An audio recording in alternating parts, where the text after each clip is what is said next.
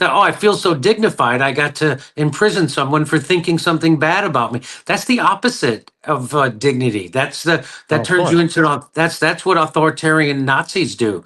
And so anyway, I mean, if under this kind of thinking, Don Rickles would be in prison.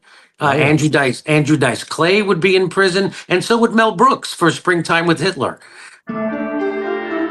Well, we got a comedian in the studio for this one. Brazilian comedian sentenced to 8 years in prison for bigoted jokes. That's right, 8 years in prison for bigoted jokes. Washington Post has a story on this. By the end of his act, which quickly went viral and has collected more than 3 million views on YouTube, Leo Lins had made fun of Black and Indigenous people, obese people, elderly people, gay people, Jews, Northeastern Brazilians, evangelicals, disabled people, and those with HIV. Wow. Could be a Medal of Freedom recipient up in these parts. Now he faces 8 years and 3 months in prison. Standing before the audience in a red shirt emblazoned with the words, "Ha ha," the comedian warned the audience that he wasn't going to hold back. "I make jokes about everything and everyone," the comedian Leo Lynn said during his set in mid-2022. "What show could be more inclusive? I even hired a sign language interpreter just to be able to offend the deaf mute." Calling his comedy bigoted and discriminatory against minority and vulnerable groups, a judge in the Sao Paulo State Criminal Court on Tuesday convicted him of practicing or inciting racism and religious prejudice, as well as discrimination against people with disabilities. "Freedom of expression is not absolute nor unlimited," Judge Barbara de Lima Isepi wrote in her decision. "When there is a confrontation between the fundamental precept of liberty of expression and the principles of human dignity and judicial equality, the latter should win out."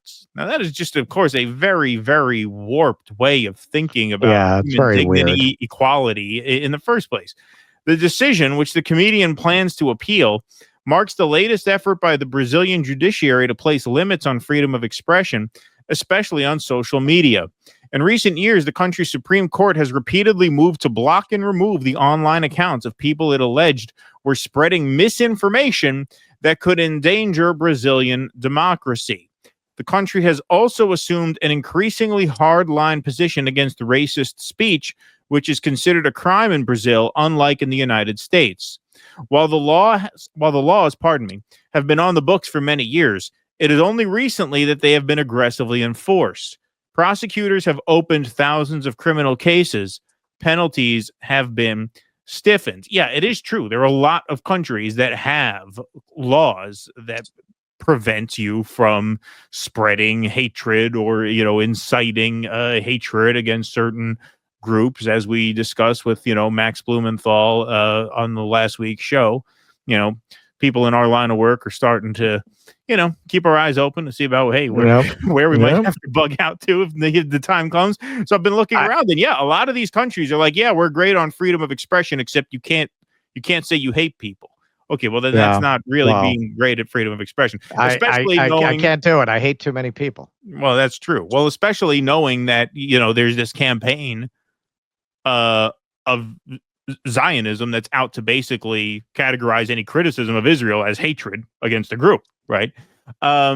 Prosecutors have opened thousands of criminal cases. Penalties have been stiffened. Last year, social media provocateur Day McCarthy was sentenced to 8 years in prison after she made racist comments about the black child of a white celebrity couple. Like Lynn's, she has been allowed to remain free as she appeals the ruling. Yes, she's not a danger to anyone. I mean, that ought to tell you right there. If she's free to, live and work while the ruling is being appealed, doesn't that prove that speech is not really a direct threat to anybody? That you can kind of live with assholes making jokes that you don't like? Even in a country that has long defined freedom of speech more narrowly than other places, Lynn's conviction has been met with significant pushback. Voices across Brazilian society, including columnists, free speech advocates, conservative politicians, and progressive comedians, have united to condemn the ruling as an unjust infringement on civil liberties. It's absolutely justified to repudiate his jokes. They're in terrible taste, read an editorial in O Globo, a leading newspaper. Everyone's a critic. Don't put anyone at risk. They're jokes, not crimes. Jamil Assis of the Civis Institute, a free speech think tank in Curitiba in southern Brazil, says there has been a rise in what he calls modern judges who are moving to remove protections historically granted to satirical speech. He described the emerging legal precedent as dangerous to society. In Brazil, we're more careful to protect the dignity of certain groups, he said, but humor is very important discourse for a democratic society that values freedom of expression. In a video posted Thursday evening to Lindsay's YouTube page, which has 1.6 million followers, the comedian responded to the ruling against him. This video is not a joke, he said. This is Leonardo de Lima Borges Lins, not the comedian Leo Lins, a comedic character created over many years that makes acerbic jokes. So this is the video he posted to his YouTube channel, which has 3.5 million views. I have an AI clip generator and subtitle translator, so I was able to translate a little bit of it. So we'll watch a couple minutes of it, and I will read along. This video is not a joke. I'm at home with my cats. Here is the person, Leonardo de Lima Borges Lins, and not the comedian Leo Lins, holds up his costume. A comic character created over the years who makes acerbic critical jokes and who knows that not all jokes are for all people. Maybe not everyone knows, but the comedian on stage plays a character, a comic character. In the construction of the text, we use language figures, hyperbole, metaphor, irony, and an aesthetic license. And not a literal analysis of this text does not apply to the structure of the comic. This is not my opinion. This is one of the humor concepts, according to the author Simon Crickley, an author with several works about comedy and a respected name in the area in the United States and in the world. Why am I quoting this? Because it is to be expected that a heavy sentence like this has an equally deep theoretical foundation. We are experiencing one of the greatest epidemics of recent times, that of rational blindness. Judgments are made purely based on emotion, and no one wants to listen to the next one. They want to convince him of their own truth. This can bring consequences for anyone, but in the case of a judge, it can bring very serious consequences, obviously. So I find it interesting that I guess he has to, because of the laws in that country. He has to make the defense that, hey, I'm not actually expressing opinions. This is performance art, right? Now, to a certain extent, being an artist on stage affords you a certain license to say something that you couldn't necessarily say off stage, right? I always thought that was kind of funny. If you're in the audience and you get up and scream something, it can be interpreted differently than if you're the one on the stage, because that's considered art. There's a sort of facade that you're putting up, or what you're saying is not meant to be taken literally, much less seriously in a comic sense, not necessarily. But he has to make that defense because of the laws being what they are in that country. Right. And it is just really, really bizarre and Orwellian to see that a comedian would have to issue that kind of defense of his craft, staring down an 8-year sentence. 8 years. Yeah, you're not talking like a 3-month sentence. Yeah, you're not talking about 90 days, some community service. You could talk it down, whatever. He said Brazil was going too far in prosecuting speech with rulings based on emotion, in which no one wants to hear the person next to them but convince them of their own truth. The comic, who has millions of followers on social media, has long sought to test the limits of free speech and common decency. Secret Jokes was the name of one set. Another was called simply Disturbing. In 2022, a judge ordered him to pay about $8,000 to the mother of an autistic child he had offended. He soon generated more controversy by joking about a child with hydrocephalus, believed to be associated with mosquito-borne Zika virus. man, this guy has very sophisticated jokes. He has hydrocephalus material as a scientist. In his disturbing act that same year, he made light of his legal issues. I like this crowd, Lynn said, after the audience laughed at one of his jokes. You're complicit in a crime. I'm going to use you all at trial. While many have risen to Lynn's defense, some have defended the decision against him. Fabio de Sasesnik, an attorney with Brazilian law firm CQSF, told Folha de São Paulo there must be limits on freedom of expression. Harming the dignity of someone else is equally important, he said. No, Can't we go back to dueling? Whatever happened to sticks and stones? Whatever happened to that? And because certainly nothing brings more dignity to a marginalized person than being able to censor the thoughts of someone who disagrees with them or makes it that, oh, I feel so dignified. I got to imprison someone for thinking something bad about me. That's the opposite of dignity. That's turns you into that's what authoritarian Nazis do.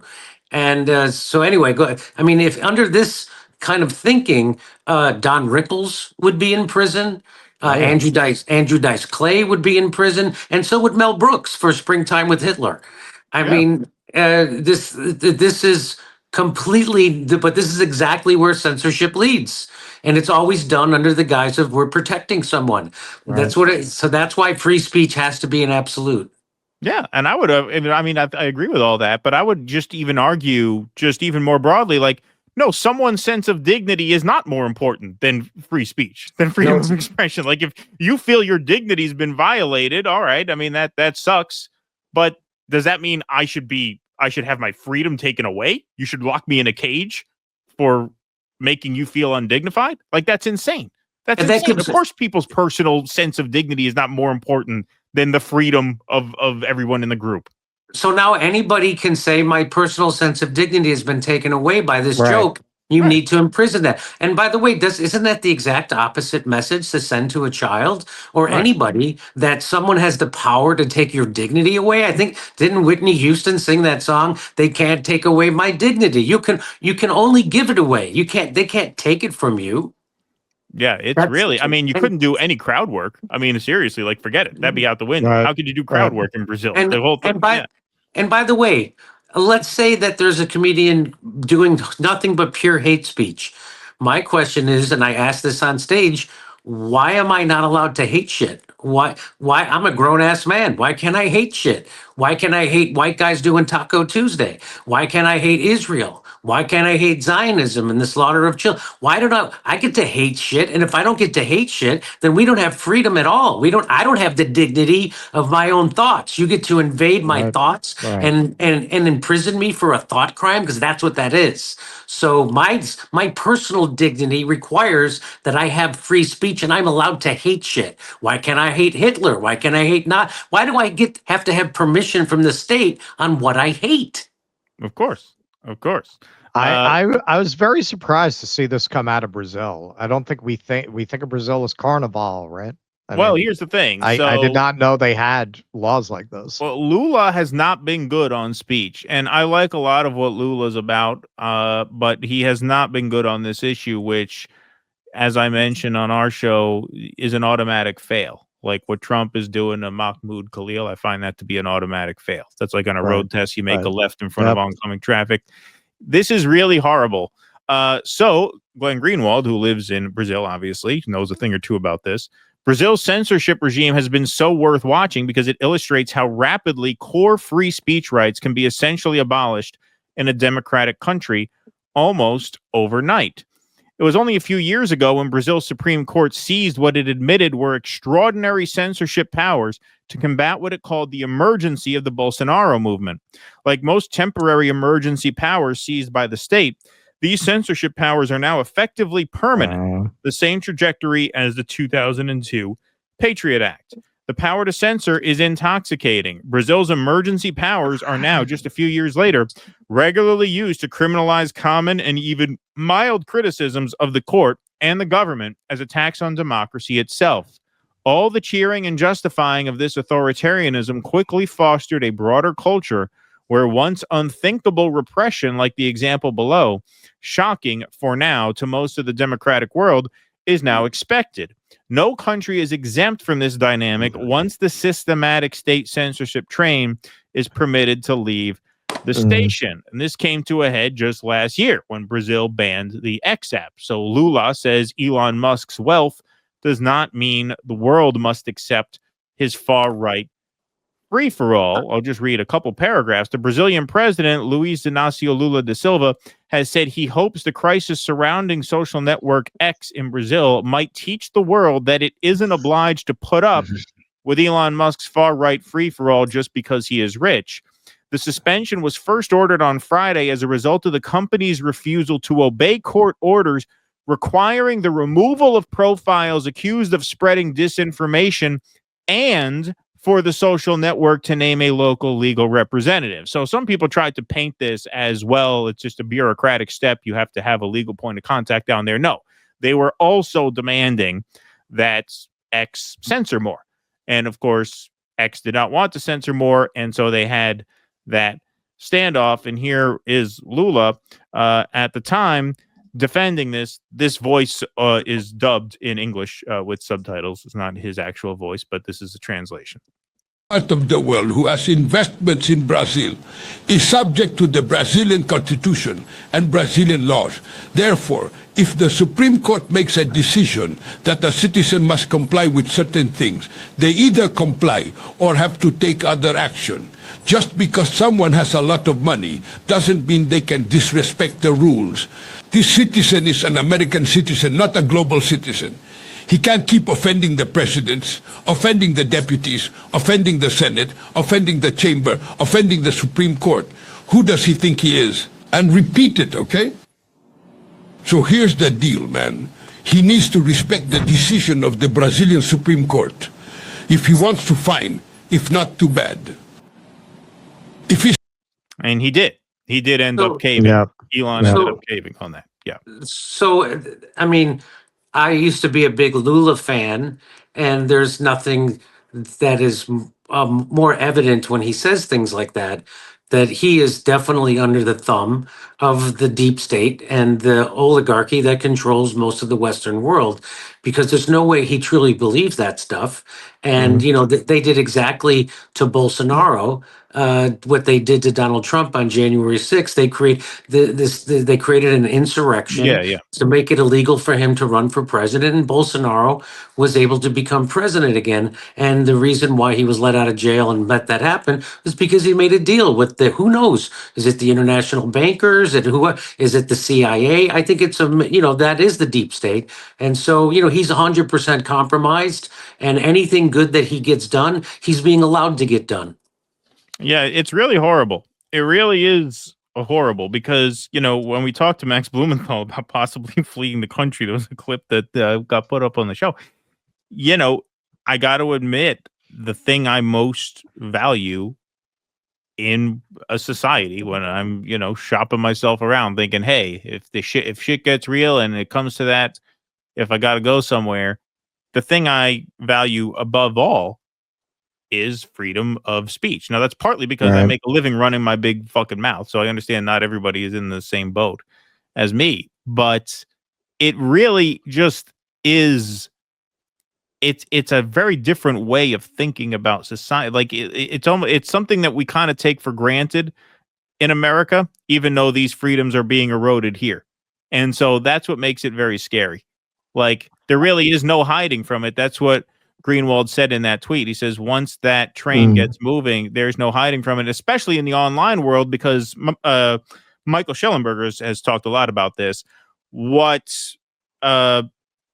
these countries will do is they will implement draconian censorship policies to get the tech companies to adjust their platform terms of service to be in accordance with the most pro-censorship countries. Yeah. And then because most tech people are lazy fucks who ultimately don't want to work, they'll just apply that as a standard blanket all around the world. So you'll have, a company perhaps implement censorship so they can remain active in a market like Brazil. And then they'll just leave that standard up for all users around the world to make it easier for them. Yeah, I mean, in terms of leaving the country, obviously I'm torn, as anybody would be. I definitely keep thinking of Casablanca, part of the message of which is you can't escape from it, right? It'll find you wherever you go. When this kind of thing is afoot in the world, at some point you're gonna have to plant your flag and fight. So yes, I suspect, because look, we talked about this. A lot of people in our space go to Brazil. It's part of why I was surprised about this, because I assume that's part of why Nico's there. It's part of why Glenn's there. And look what's going on there. So you could go and emigrate to get away from what's happening in the United States, and especially because of the footprint the United States has. Well, yeah. What makes you think what happens here won't happen in any country you escape to, unless you go to one that really is an enemy of the United States, which in all likelihood is going to have its own limits on free speech. Come see us on tour in Glasgow, Manchester, Belfast, Dublin, Liverpool, Birmingham, and London. Go to jimmydore.com for a link for tickets.